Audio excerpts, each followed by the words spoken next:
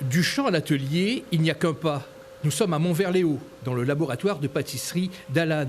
L'agriculteur a troqué sa tenue des champs pour celle de pâtissier.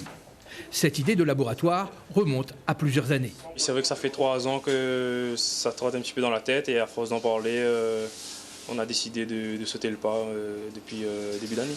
C'est l'envie de transformer un produit brut en un produit fini, un produit de qualité et puis quelque chose qui met l'eau à la bouche aussi, quoi. Fort de cette volonté nouvelle, Alan investit près de 40 000 € dans du matériel de pâtisserie.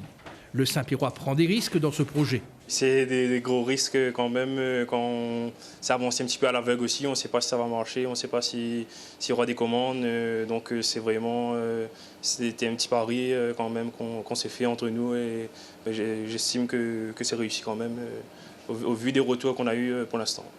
L'agriculteur pâtissier ajoute une nouvelle corde à son arc. Il produit lui-même les fraises qui servent à la confection de ses tartes. C'est une manière pour lui de valoriser sa production. Il crée un emploi. Gilles est ravi de faire partie de l'aventure. Je suis pâtissier de formation et puis quand Alan m'a annoncé qu'il se lançait dans ce projet, puis en plus c'est la famille, donc c'est avec plaisir que j'ai rejoint l'aventure. Le pâtissier est d'une grande générosité dans la confection de ses tartes. Il ne calcule pas le nombre de fruits quand il place les fraises sur la crème.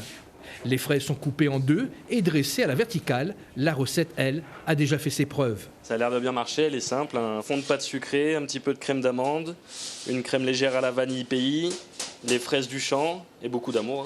L'aventure démarre fort. Les commandes affluent sur la page Facebook de l'agriculteur.